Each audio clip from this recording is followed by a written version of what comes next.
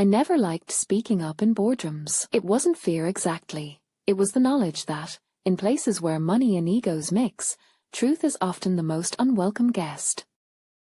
But that Friday morning, as I sat at the far end of the long mahogany conference table, staring at the polished shoes and smug expressions of men and women twice my age, I felt my pulse hammer against my ribs. I knew what I had seen, and I knew that if I didn't speak now, the consequences would be catastrophic. The CEO, Richard Fallon, leaned back in his leather chair at the head of the table. He wasn't just any CEO. He was the kind of man who built his entire empire on charm and intimidation. Broad-shouldered, silver-haired, with a tailored navy suit that seemed stitched from arrogance itself. He didn't like interruptions, especially from someone like me, a mid-level analyst, tucked away in the financial risk department. To him, I was just a name on a payroll sheet, but I had the data. Clearing my throat, I forced my voice steady. Mr. Fallon, there's something urgent in the quarterly projections. I think we've overlooked He didn't even let me finish. A smirk spread across his face, that calculated, dismissive smile he used like a weapon.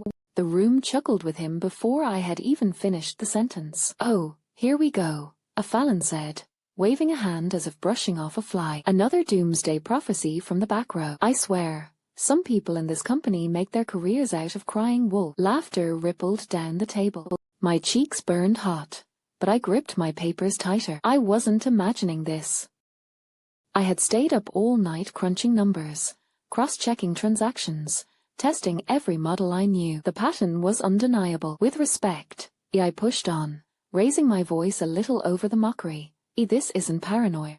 We're over-leveraged in 2 accounts tied to debt obligations. If the market shifts just slightly, Monday morning we could be facing a liquidity crisis. Fallon leaned forward, finally giving me his attention, but not in the way I hoped. His grin widened. Liquidity crisis. Here? Do you hear yourself? This is why analysts should stick to their cubicles. You look at a spreadsheet too long, and suddenly you're Chicken Little screaming that the sky is falling. The room erupted again. My stomach knotted, but my hands refused to shake. I set the papers on the table, pushing them toward the executives who sat like loyal disciples around him. "It's all here. Please, just look at the numbers. If we don't adjust our position before the markets open Monday, enough." The word sliced the air, silencing me and freezing my outstretched hand. Fallon's voice was low now, almost gentle, but dripping with mockery. "Do you think you're the first analyst to predict the end of the world? We've been hearing this song for decades. And yet, look at me." He spread his arms, inviting the room to admire his empire. "We're still here, profitable, expanding." He leaned across the table until his piercing blue eyes met mine. "Do you know what I see when I look at you? Someone desperate to be noticed. Someone who mistakes fear for insight." The humiliation pressed heavy on my chest. My colleagues shifted in their seats, some smirking, others avoiding my gaze altogether. Not one voice came to my defense. Fallon sat back, satisfied. "Tell you what, why don't you take the weekend off? Relax. Get some fresh air. Maybe when you come back Monday, you'll realize that the only thing collapsing around here is your imagination." The room chuckled obediently. My warning, my evidence, my long hours of analysis, all swept away in one smug dismissal. But deep inside, under the embarrassment, something else burned. Certainty. Because I knew he was wrong. The meeting adjourned soon after, with Fallon holding court, boasting about an upcoming deal that would have put our competitors to bed for good. I gathered my papers silently, ignoring the whispers and amused glances around me. It felt like walking through a gauntlet of ridicule, each step heavier than the last. By the time I reached my desk, my phone buzzed with a message from a colleague. "A rough meeting. You'll be fine. Just don't poke the bear again." I stared at the screen, bitterness rising in my throat. It wasn't about poking the bear. It was about the truth. And the truth didn't care about Fallon's pride. That night, I couldn't sleep. The laughter from the boardroom replayed in my head, each echo sharp as glass.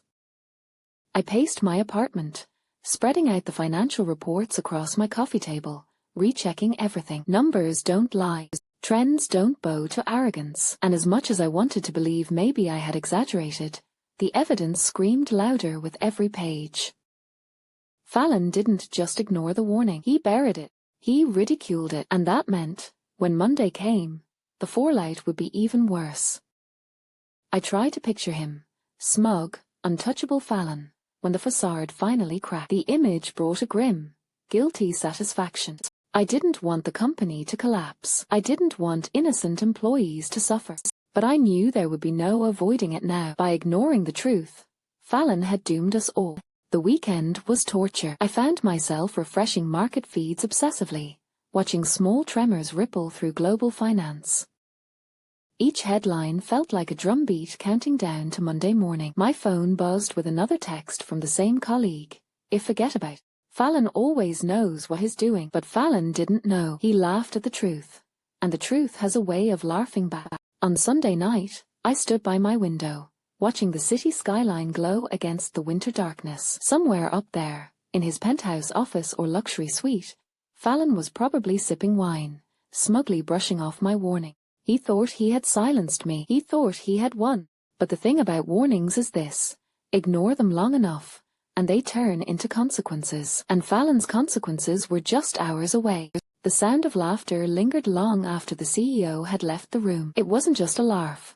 It was the kind of mocking, dismissive cackle that dug its claws deep into your skin and refused to let go. To the CEO, it had been nothing more than a moment of ridicule, a chance to show everyone that he was untouchable, smarter, and above reproach. But to me, that laugh became an echo that haunted every corner of the office. It trailed me down the hallways, whispered in the copier room, and clung to the air in the cafeteria. When I walked back to my desk that day, heads turned but eyes darted away as quickly as they met mine. Some wore smirks, others tried to hide their amusement, but most wore the blank, neutral mask of people who didn't want to be caught picking a side. Yet their silence screamed louder than words. No one had stood up for me. No one had dared to question the CEO when he mocked me in front of the entire department.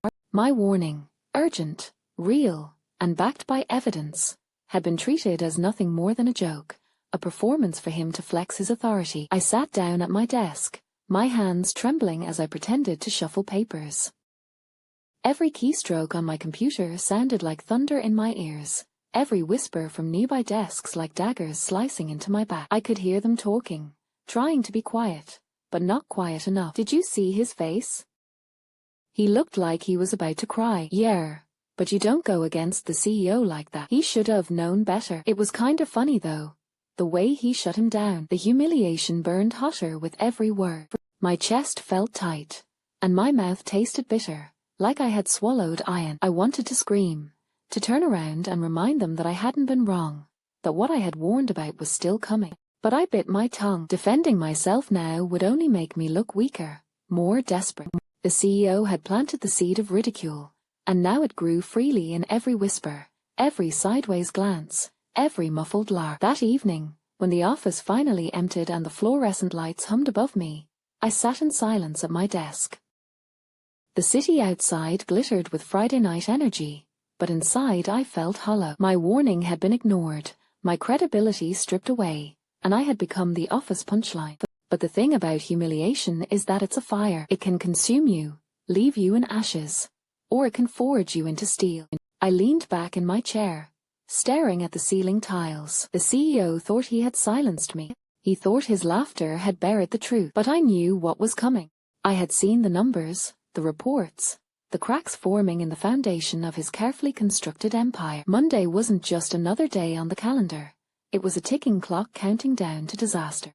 And while he spent his weekend basking in arrogance, I would spend mine preparing. The whispers didn't stop that Friday. They followed me all the way to the elevator, where a pair of junior analysts smirked as I stepped in. Rough day, here, one of them said, pretending to sound sympathetic but failing miserably. His friend stifled a laugh. I didn't answer. I just pressed the button and stared straight ahead, my jaw tight. The elevator doors closed, sealing me inside with their ridicule. By the time I reached the lobby, my ears were burning. Outside, the cold winter air slapped me awake, its sting almost welcome against my skin. I shoved my hands deep into my coat pockets and walked, fast, as if I could leave their laughter behind me on the pavement. But even as I reached the train station, even as I sank into the plastic seat of the subway car, The memory of the CEO's mocking smile replayed in my mind. It wasn't just laughter. It was dismissal. It was him telling the world that I didn't matter, that my voice had no weight, that he alone was the king of this castle. And that arrogance, that blindness, was what would undo him. The weekend passed in a haze of restless planning. On Saturday morning, I sat at my kitchen table with the reports spread out before me, a half-empty coffee mug leaving rings on the paper. My apartment was silent except for the scratching of my pen as I scribbled notes, circled figures, and underlined red flags. Every detail confirmed what I already knew. The company was heading straight toward a catastrophe, one that would unfold on Monday morning for everyone to see. Still, the sting of humiliation lingered. Every time I paused to rest my eyes, I saw the CEO smirk, the room full of colleagues laughing behind their hands, the pitying looks of those too afraid to be associated with me. My stomach twisted with shame, but alongside it grew something stronger. Anger, not the kind that burns out quickly, but the slow, steady fire that fuels action. By Sunday night, I had barely slept. I sat by the window, watching snow drift down onto the quiet streets below, and thought about what Monday would bring.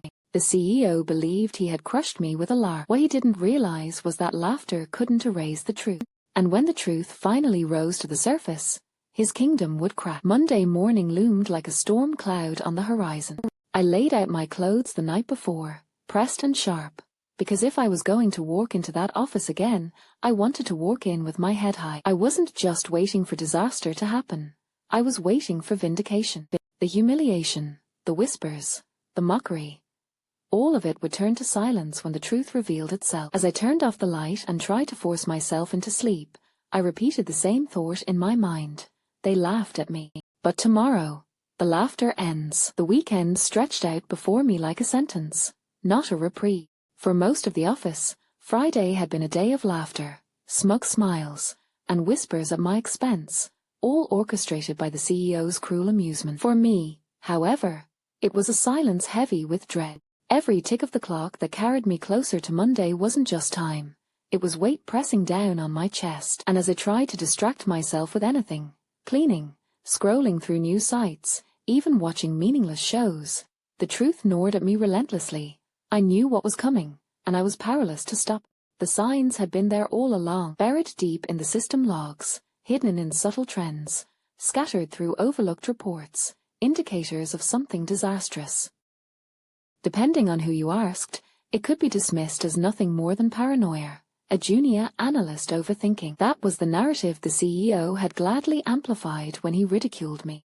But I couldn't shake the conviction that the cracks were widening. I could almost hear them, faint but steady, like the groan of ice about to split beneath someone's feet. Saturday morning I woke up before the sun, restless. My phone sat on the nightstand, glowing faintly with updates.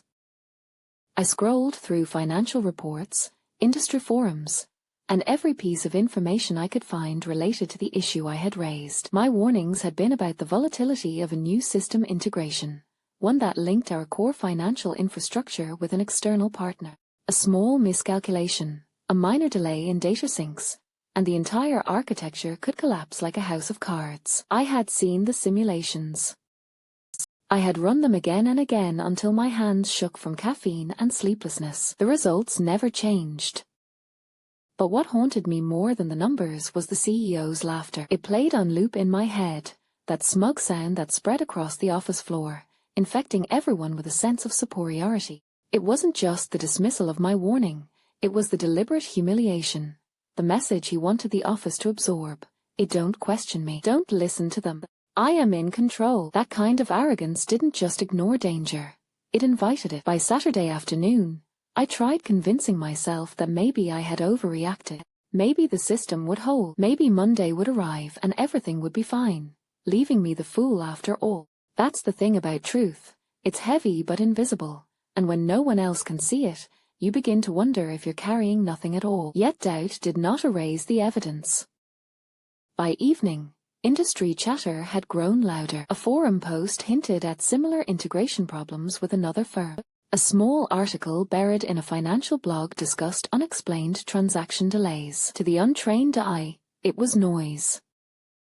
But to me, Each piece was a brushstroke painting a picture of inevitable disaster. I stared at the screen until the words blurred, heart racing, wishing I could scream the truth into existence. That night, I barely slept. I kept hearing phantom pings of incoming emails that weren't there. I imagined servers overheating, networks failing, entire departments panicking. And worse, I pictured the CEO, his confident grin faltering as reality crashed through his delusions. The thought should have given me comfort, but it didn't, because for every ounce of vindication I might feel, there would be hundreds of innocent employees caught in the forelock. People with families, mortgages, and no hand in this disaster. They would suffer for his arrogance. That, perhaps, was the cruelest part. Sunday was worse. The storm was closer now. I could feel it. Updates began trickling in about system lags. A contact from another branch messaged me quietly, asking if I'd noticed a weird numbers in the reports. I wanted to tell them everything, but fear held me back. After all, the CEO had made me a joke. If I spoke up again, I'd only look desperate, clinging to a fantasy of being right. So instead, I watched as chatter grew in corners of the internet, as warning signs grew sharper, as my gut twisted into knots. I sat at my desk late into the night, notes scattered, screens glowing, whispering to myself that Monday would prove it. Monday would wipe that smile off his face. And yet, the waiting was agony. My mind wavered between extremes, one moment convinced that catastrophe was certain, the next terrified that nothing would happen at all. What if the system held together just enough to limp along? What if my entire case collapsed under the weight of survival? What if his laughter on Friday became the permanent truth, a memory I could never erase? By Sunday midnight, the sky outside was black, the world silent except for my beating heart.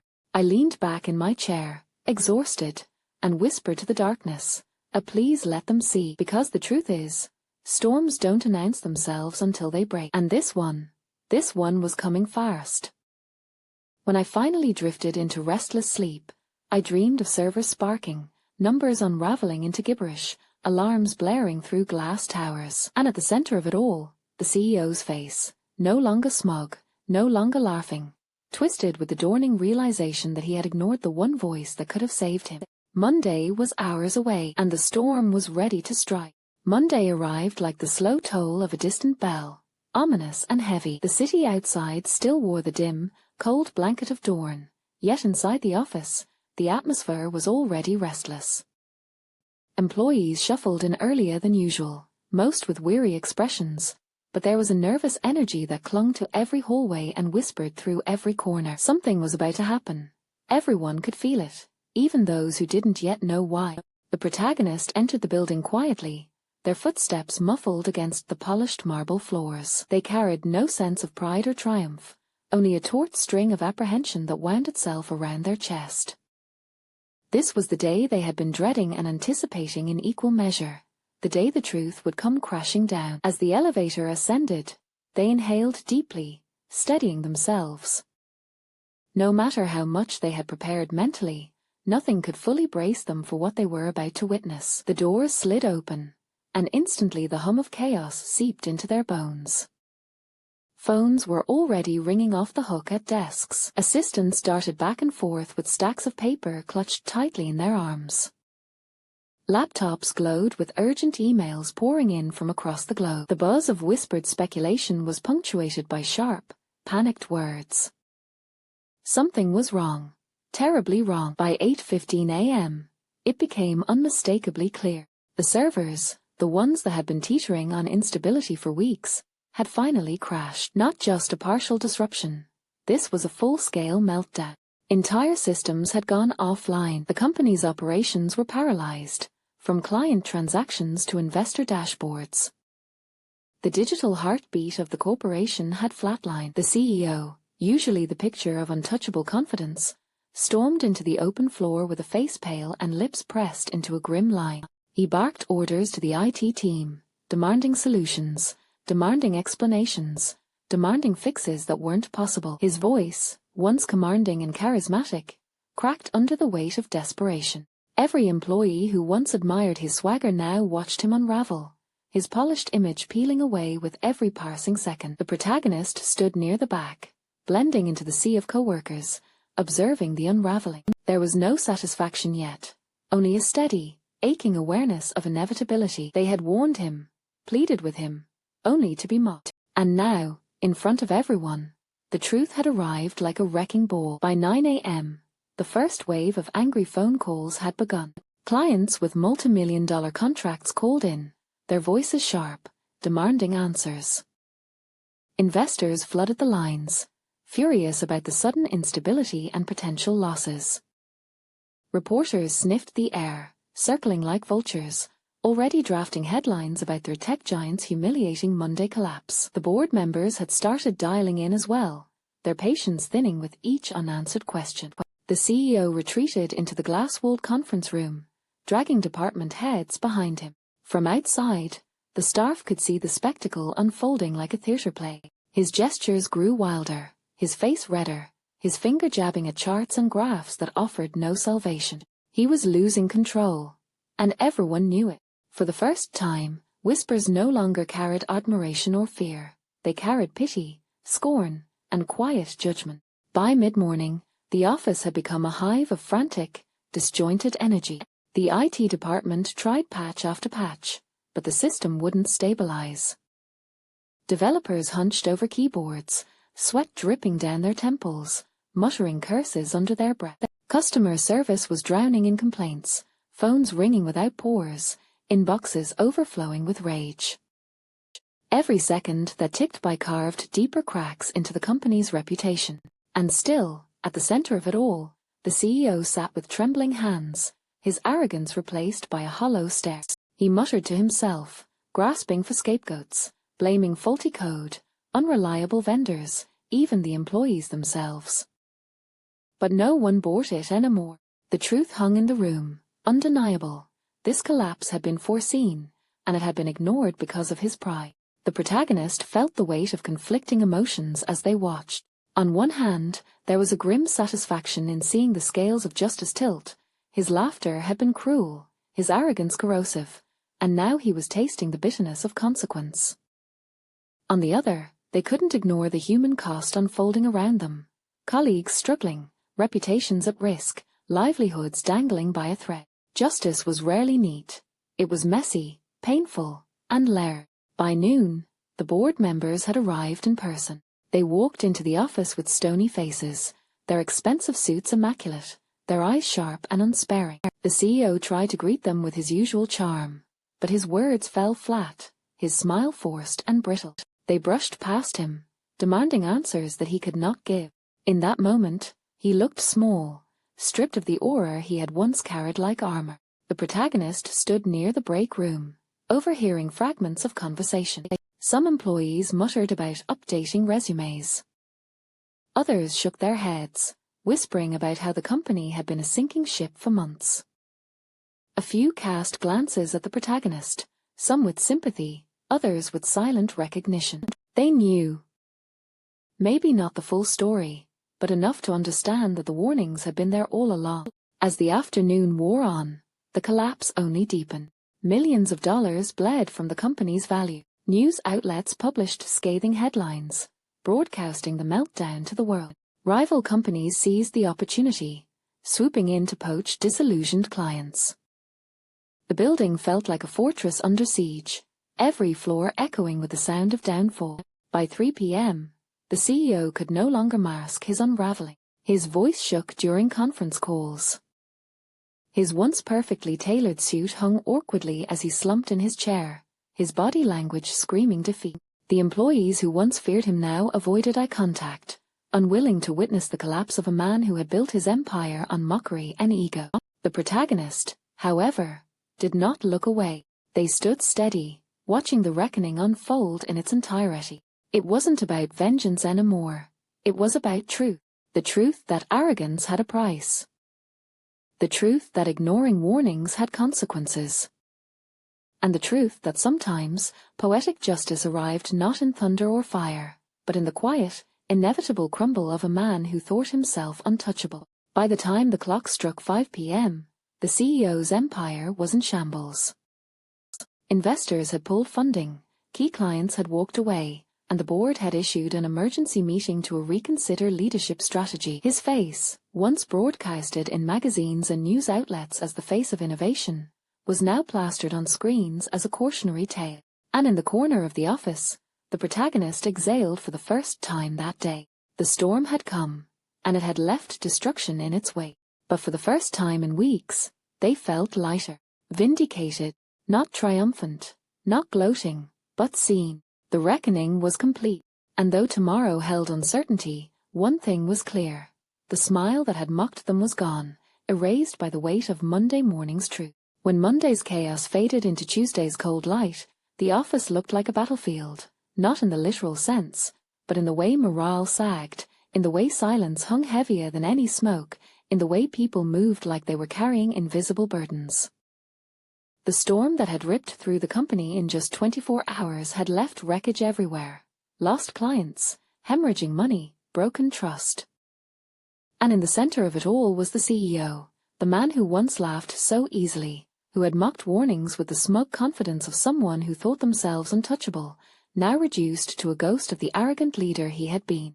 The fall wasn't a single moment, but a chain reaction that played out with brutal efficiency. The servers that had collapsed Monday morning continued to suffer, despite the IT department working around the clock. Customers screamed on the phone, investors flooded emails demanding answers, and regulators, who were normally distant, disinterested, and easily appeased, were suddenly circling like sharks.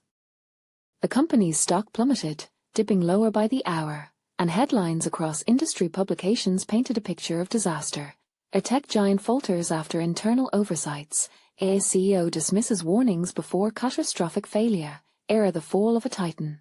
Hubris at the top. In the days that followed, the CEO tried everything to regain control. He shouted in meetings, slammed his fist on polished mahogany conference tables, and pointed fingers at anyone but himself. Yet his voice no longer carried authority. It carried desperation. Every employee who once bowed their head in fear of him now saw the cracks. He wasn't untouchable. He wasn't infallible. He was just a man, flawed, arrogant, and now exposed. The protagonist, standing at the sidelines, didn't gloat. They didn't need to. It was almost too easy to find satisfaction in watching karma play its hand.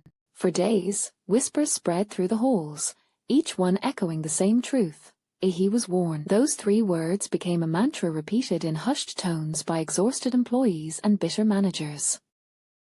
The protagonist didn't have to speak. Their silence was louder than any accusation. By Thursday, the board of directors intervened. They assembled a closed-door meeting in the high-rise conference room overlooking the city skyline. The CEO, once commanding with slicked-back hair and sharp suits, looked smaller now, hair slightly disheveled, dark circles beneath his eyes, his once confident smile replaced with the tight frown of a cornered man. 4 hours. The board grilled him. Why hadn't he acted sooner? Why did he dismiss internal warnings? Why was the company hemorrhaging resources while competitors smelled blood in the water? His excuses crumbled one by one until only silence remained. When the door opened and the CEO stepped out, he didn't speak to anyone. He simply walked past the employees clustered in the hallway, eyes down, face pale, shoulders hunched. For a man who had once ruled the office like a king, it was a dethroning as humiliating as it was inevitable. The announcement came Friday morning. The CEO had voluntarily stepped down to spend more time with his family. It was corporate language, of course, a thinly veiled dismissal wrapped in politeness to save what scraps of dignity remained. But nobody in the office was fooled. Everyone knew what had really happened. Arrogance had met reality, and arrogance had lost. The protagonist received no formal recognition, no public applause for having been right. But they didn't crave it. Recognition wasn't the point. Vindication wasn't about being told you were right, it was about watching the universe balance the scales without lifting a finger. They sat quietly at their desk that Friday, typing emails, listening to the office buzz, while inside them a storm of emotions brewed. Satisfaction, relief, maybe even sadness. It wasn't just about revenge. It was about witnessing the pure poetry of justice. For years, The CEO had built his empire on fear and mockery. He silenced those beneath him, thrived on intimidation, and laughed at anyone who dared to question his authority. And yet, when the reckoning came, it wasn't rebellion or sabotage that brought him down. It was his own pride. His downfall was authored by his own hand, scripted in the arrogance that made him blind to the truth. The protagonist didn't have to destroy him. He destroyed himself. That night, as the city lights flickered against the glass windows of the office building, the protagonist stayed late, watching the skyline. They remembered the exact moment when the CEO had laughed at their warning, how his chuckle had echoed across the conference room, how the entire staff had joined in like sycophants desperate to mimic power. Now that laugh was gone, buried under headlines, humiliation, and failure. And in the silence of that Friday night, the protagonist finally smiled. Not the smug smile of revenge, not the bitter grin of vindication, but a quiet, almost haunting smile. It was the smile of someone who had endured, who had been ignored, who had been mocked, and who had lived long enough to see justice unfold. The company survived, though battered and bruised. A new interim CEO was appointed, one more cautious, more willing to listen. Employees slowly regained their footing, though trust was harder to rebuild. The protagonist became a symbol, not publicly, not officially, but quietly, in the way co-workers glanced at them with newfound respect, in the way whispers softened when they passed by. There was no need to boast, no need to say, "I told you so." Sometimes silence carries more weight than words ever could. The fall of the CEO wasn't just a corporate scandal. It was a parable, a story etched into the office's culture for years to come. Whenever new hires would join, whispers of the event would trickle into their ears. "We had a CEO once. He laughed when someone warned him." That laugh didn't last. The protagonist carried on, their life unchanged on the surface. But deep down, they knew something had shifted. They had learned that justice doesn't always need a sword. Sometimes it arrives quietly, like a tide washing away a sandcastle built too close to the sea. And as for the CEO, his name faded from the industry, spoken only in cautionary tales. His downfall became a warning to others in power: never laugh too loudly at the truth, because sometimes the very laughter that echoes through the halls will return as the silence of your own downfall. In the end, the protagonist didn't destroy him. Pride did, arrogance did, fate did, and with a silent smile, they walked forward, ready for whatever came next. If you loved this story and want more chilling tales of pride, betrayal, and poetic justice, make sure to hit that subscribe button. Your support helps us bring more stories like this to life. Don't miss the next one.